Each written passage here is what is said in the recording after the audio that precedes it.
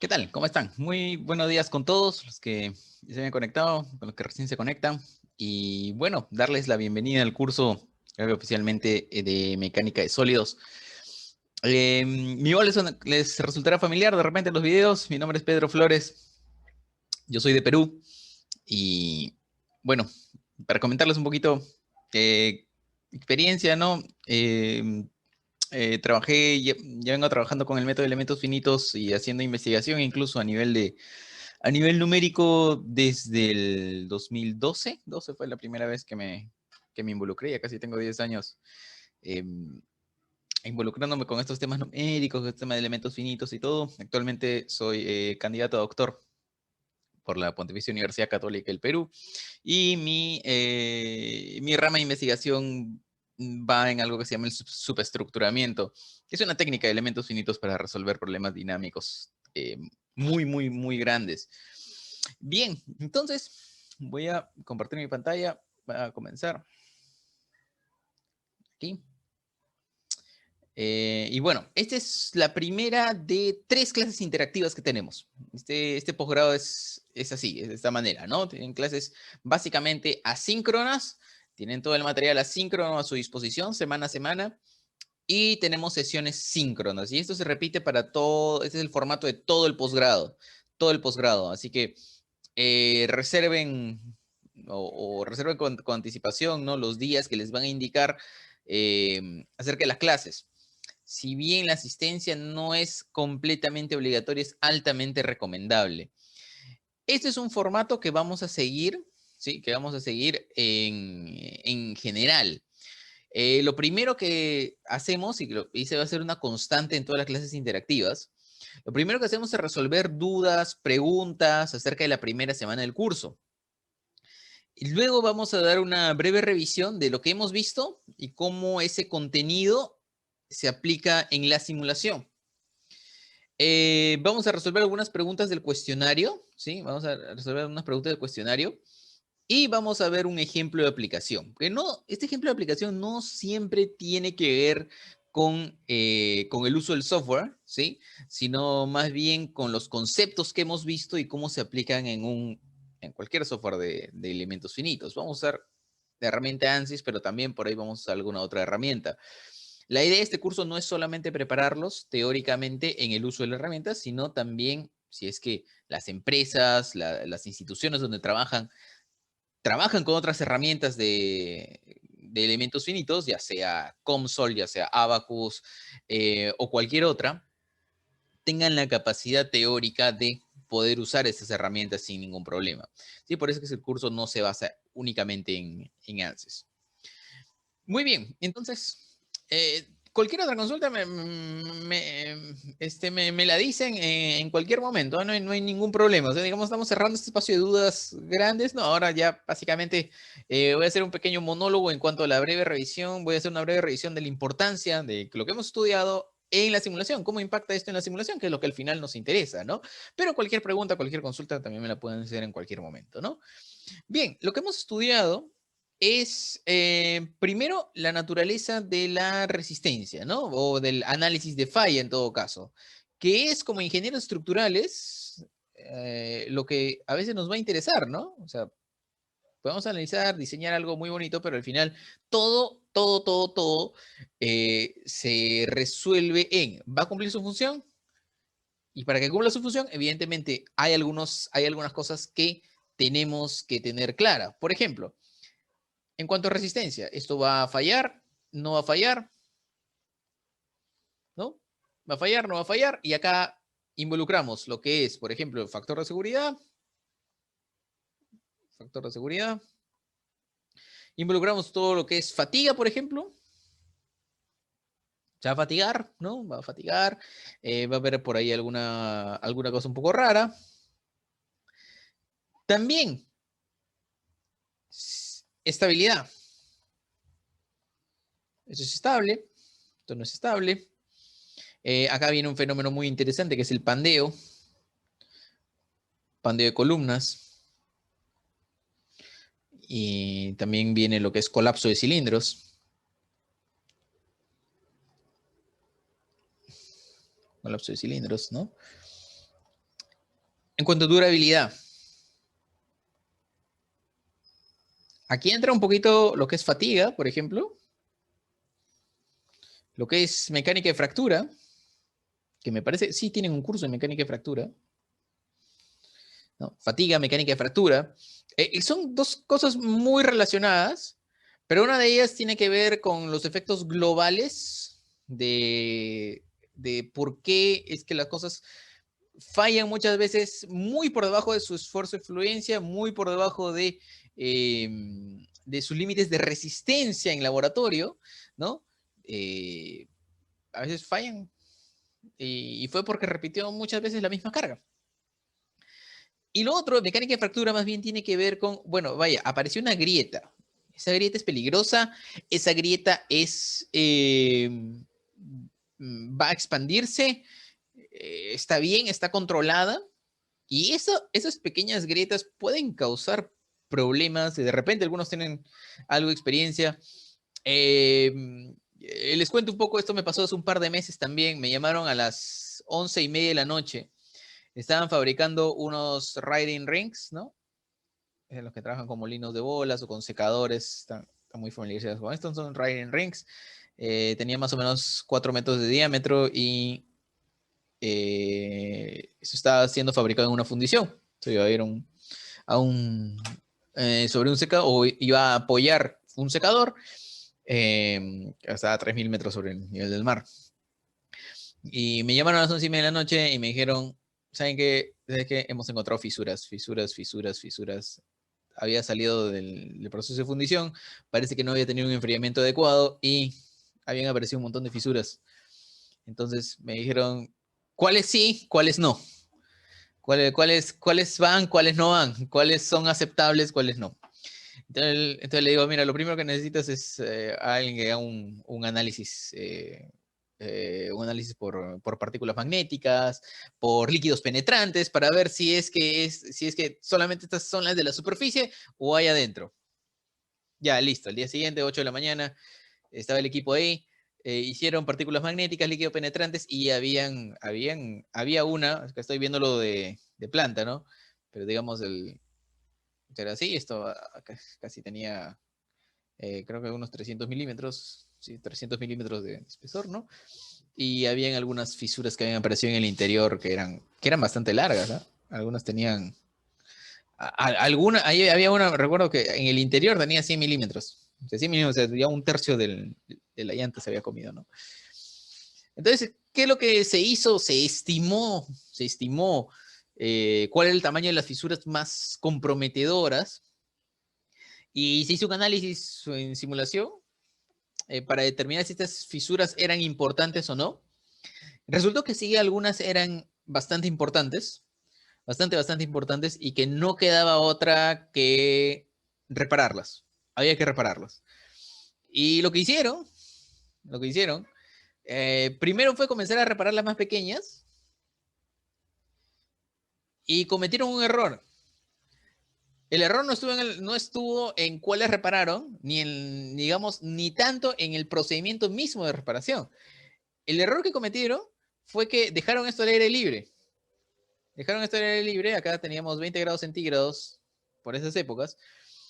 Dejaron esto al aire libre y el momento de que comenzó a enfriarse, y ahí se le habían puesto unos arreostres para que no perdiera redondez, y el momento que comenzó a enfriar, estaba tan sobre restringido el asunto que lo que habían soldado quedó, pero comenzaron a aparecer nuevas fisuras más grandes todavía. Fue tanto que lo que finalmente se tuvo que hacer es cortar una parte del anillo y quedó así. Cortó una parte del anillo, cortaron totalmente porque ya eran irreparables y me dijeron, ya, ahora sabes qué, necesitamos otra cosa, o sea, ya hemos volado el anillo, lo hemos partido a la mitad básicamente. Ahora me dijeron, lo que queremos hacer es colocar una plaquita aquí, porque cuando esto comienza a calentar, era un precalentamiento de 250 grados centígrados. Cuando esto comienza a calentar, esto evidentemente se tiende a cerrar pero cuando comencemos el proceso de soldadura, el calentamiento es muy puntual. Iban a comenzar a pasar cordones hasta que rellenaran, pero el calentamiento es muy puntual.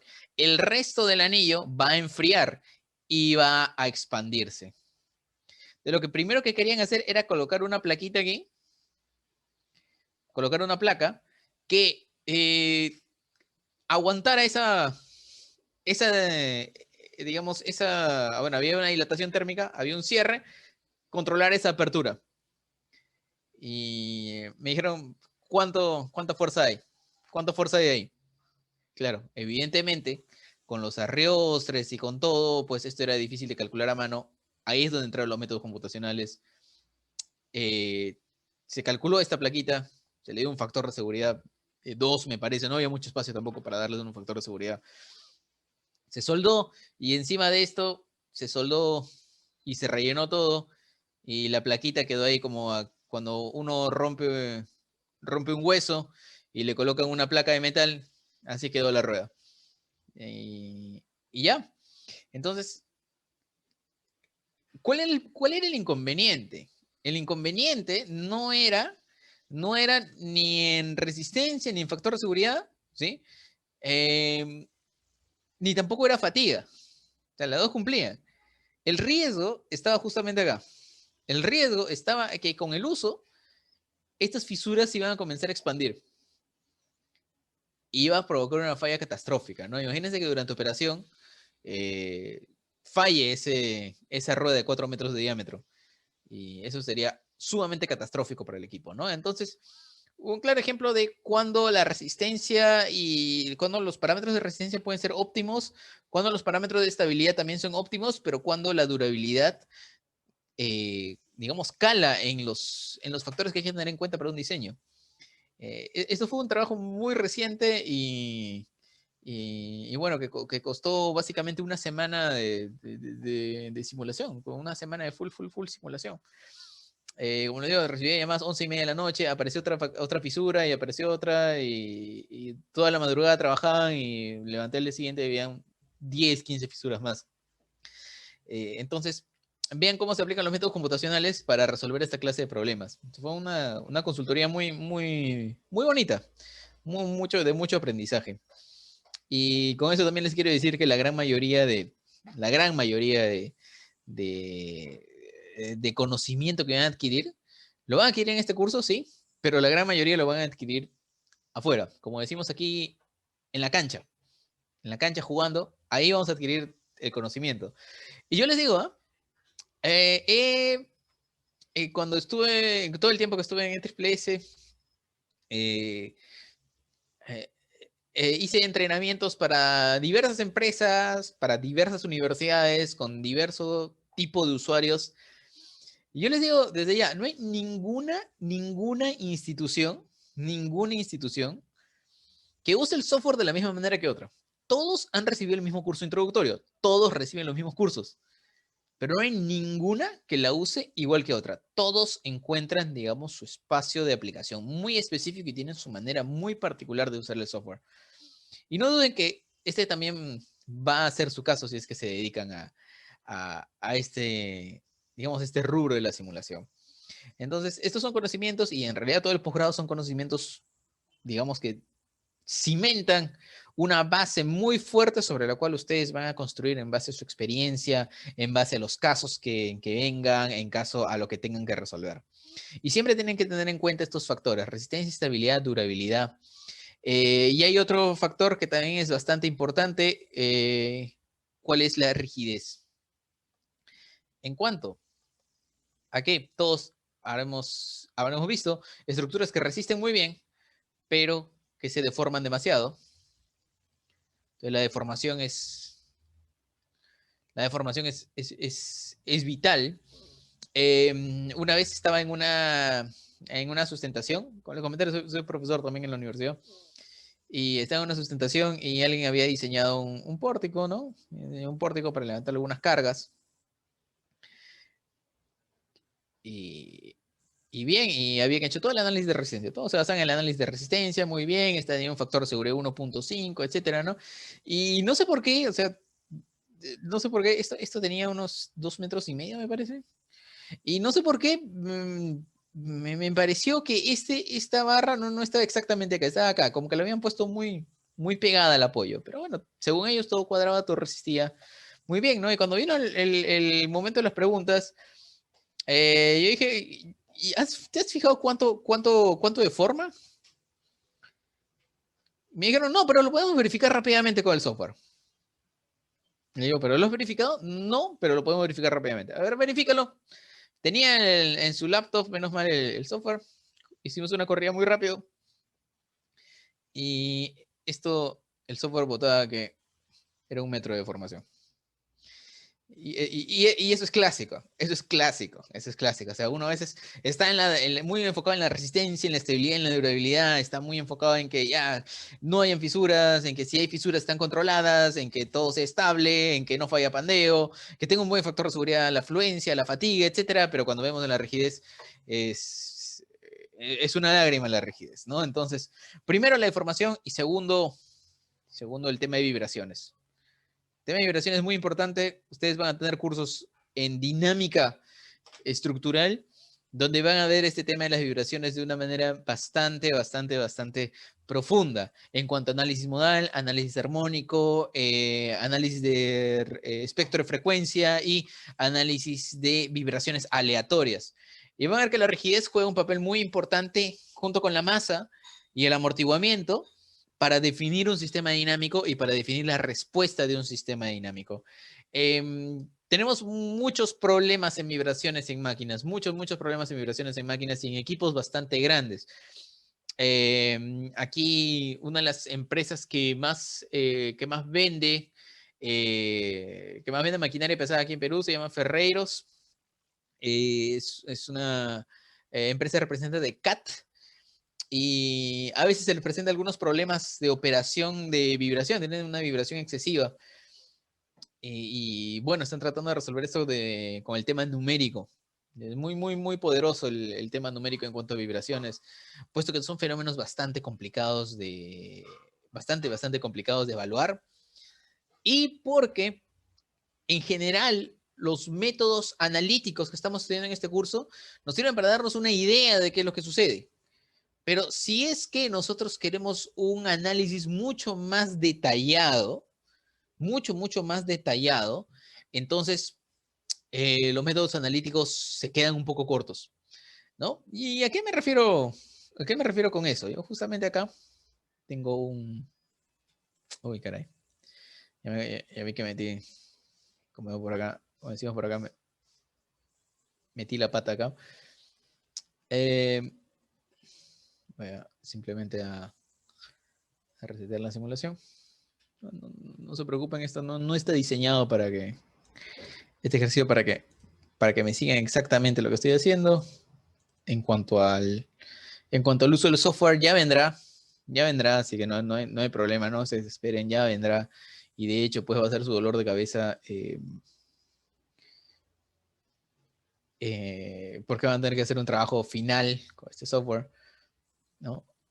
Dicho sea de paso, para los que todavía no lo han o no lo han descargado, se puede entrar a ANSYS Students, ¿no? Y acá pueden descargar ANSYS Student, Free Student Software Downloads. Ya pueden descargar ANSYS Student. Y aquí estamos en el release 2021 R1.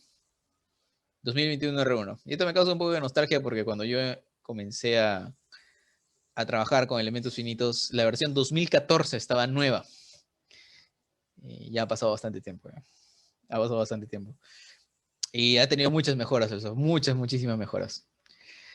Así que 2021 R1 es la versión que estamos manejando. Y en general, les diría, ¿no? Esta versión, una versión, digamos, una versión comercial con las mismas capacidades que estamos o que tenemos, está costando alrededor de $70,000, una sola licencia. Y esta la tienen ustedes a la mano.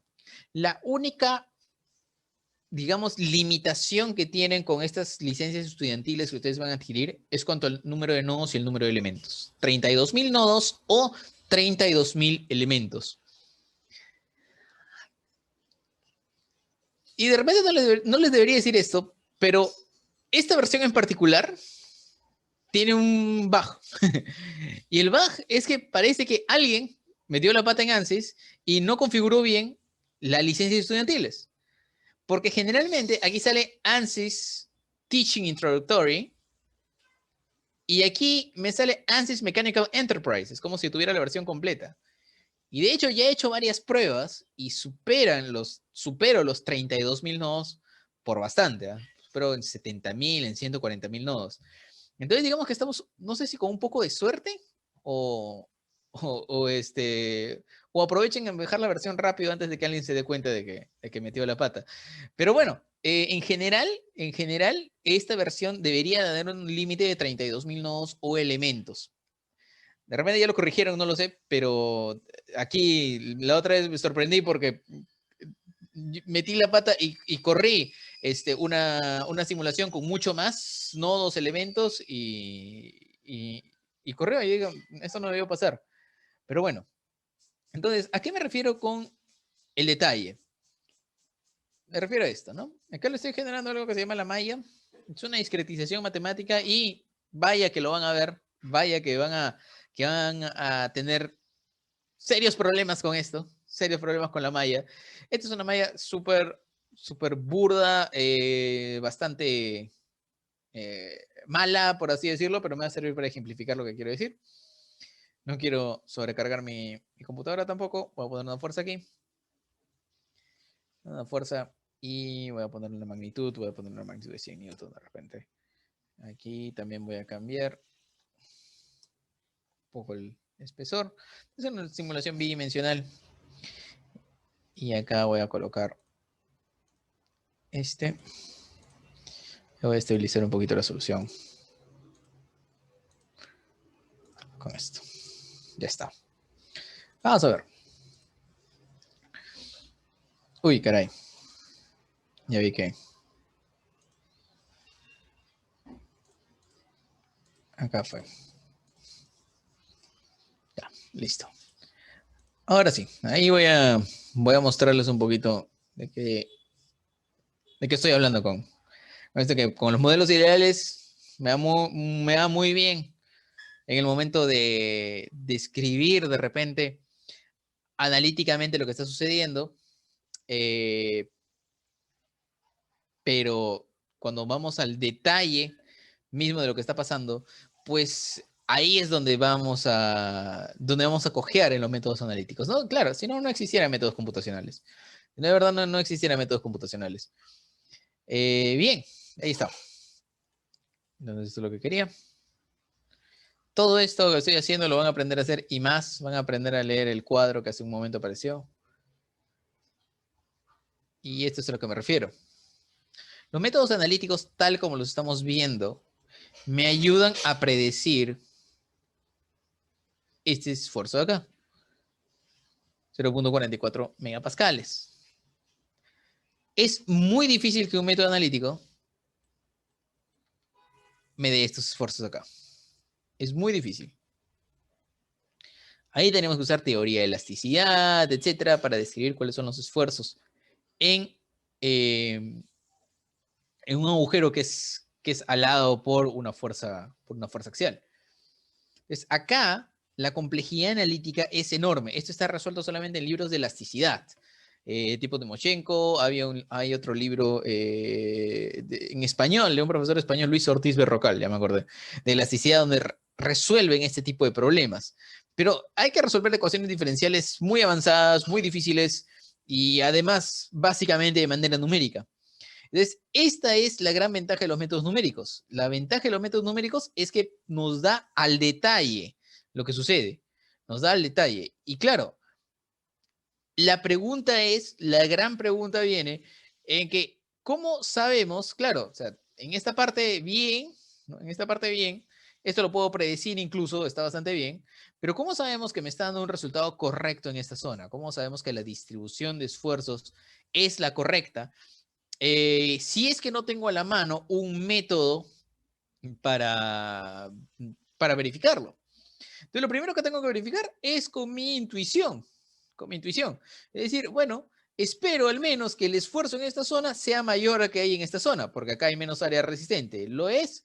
Ah, sí lo es. Acá tengo como 2 megapascales, 2.5 en realidad, contra 0.44 megapascales. Está bien, listo, perfecto. El esfuerzo en esta zona al menos se debe parecer a que si yo hiciera un análisis analítico cortando por acá y suponiendo solamente esta área resistente, debería parecerse al menos.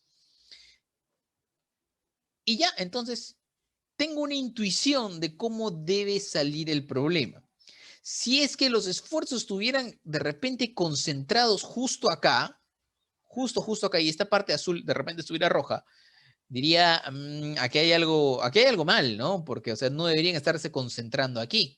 Se supone que hay un apoyo acá. Entonces deberían estar justamente concentrados en esta zona. Entonces, esa es la intuición que hay que desarrollar en este curso. Que la distribución de esfuerzos, por ejemplo, acá tiene que ser uniforme. Y acá no tiene que ser tan uniforme, pero al menos simétrica y con mayor intensidad en el lado izquierdo. Esa es la intuición y esa es la clase de intuición que vamos a tratar de desarrollar en este curso. Para que ustedes, cuando vean un análisis por elementos finitos, digan, bueno, esto es normal, esto es correcto, o al menos la distribución cualitativamente está bien. Y luego vamos a aprender a hacer otras cosas, porque este resultado no está tan bien. Luego en otros cursos vamos a ver lo que es la convergencia de malla y, por ejemplo, acá, no sé, le pongo 2 milímetros y genero una discretización mucho más pequeña. Es más, le voy a poner más para que se note la diferencia. De repente 0.5. Estoy haciendo algo muy burdo en realidad. Espero que no exija demasiado mi computadora. Ella tiene sus años. Tiene de 2014 tengo esta computadora. Espero que no les esté exigiendo mucho con una malla tan exigente. Pero van a ver que conforme nosotros cambiamos la discretización, van a comenzar a cambiar los resultados de esfuerzos. Creo que le exigí mucho. Creo que van a comenzar a cambiar los resultados de esfuerzos. Y eso ya no tiene nada que ver con nuestra intuición en mecánica de sólidos, sino es algo propio del método. Miren esta malla. Evidentemente es mucho más refinada. Es mucho más refinada que la otra. Recordarán que me salió 2 megapascales hace un momento. Vamos a ver cuánto me sale ahora. Y van a ver que el resultado va a cambiar. Y van a ver que el resultado va a cambiar. Y ahora, ¿a cuál resultado le creo? Salió como 2 megapascales el esfuerzo máximo. Vamos a ver cuánto sale ahora. Sale 2.4. De 2 a 2.4. Aparentemente no hay mucho cambio, pero si decimos 2.4 menos 2, comparado con el 2 original, no, vemos que hay un cambio del 20% del resultado. Ya que si lo pongo, si hubiera puesto un factor de seguridad de 1.2, esto está muy cerca de la falla. Te llevó un cambio del 20% del resultado y se ve una distribución mucho más, digamos, mucho más bonita, ¿no? Se ve mucho más bonito, se ve mucho más de acuerdo a lo que mi intuición me dice cómo debería ser, está apoyado aquí. Y la pregunta va a ser ahora, ya no va a ser tanto por el tema de mi intuición, sino por el tema de, ¿y ahora cómo le creo al software? Porque hace un rato me dijo 2, ahora me dice 2.4, cambió en 20%. Y si nosotros escalamos esto 100 veces, era como si me hubiera dado 200 megapascales y alguien viene y dice, no, es 240. El acero estructural está justo en 240. ¿Y ahora cómo le creo? ¿Y cómo creo si es que yo ahora bajo a 0.1, qué clase de resultado me va a dar? Si ahora los elementos miden 0.1, ¿qué clase de resultado me va a dar ahora? Esos son los problemas, los principales issues que vamos a trabajar en este posgrado. En este curso, como les digo, vamos a aprender la distribución de esfuerzos, cómo intuir una distribución de esfuerzos. Y en los otros cursos vamos a ver cuál es el problema con el método de elementos finitos, que es lo que vamos a estudiar más adelante, y cómo podemos abordar estos problemas de una manera práctica y resolverlos de una manera práctica de tal manera que tengamos los resultados adecuados siempre. Entonces, este es el objetivo del posgrado en general, de que no sé si alguno de ustedes ya tiene alguna experiencia con simulación, experiencia usando ANSYS, y el que menos tiene experiencia en este rubro es, hago una simulación que creo que va a ser espectacular, le pongo toda la fuerza, le pongo todas las cargas, todos los apoyos, y luego de 3 horas o 4 horas de que está calentando mi computadora, consumiendo mi energía, etcétera, tengo todo azul y un puntito rojo. Eso es clásico. Vamos a aprender a lidiar con ese tipo de problemas, porque esos problemas tienen una razón de fondo, tienen una razón de fondo teórica, que a veces tiene que ver con la parte de esfuerzos, de deformaciones y en la distribución de carga interna, y a veces tiene que ver con el método. En este curso vamos a abarcar lo primero y luego vamos a aprender a comenzar a resolver lo segundo de la mano con lo primero. Entonces, esa es la aplicación básicamente de nuestros métodos. Ahora, no es el método de elementos finitos el único método que existe para resolver problemas estructurales. Y por ejemplo, aquí es muy clásico. Aquí dejo una diapositiva en blanco por si acaso.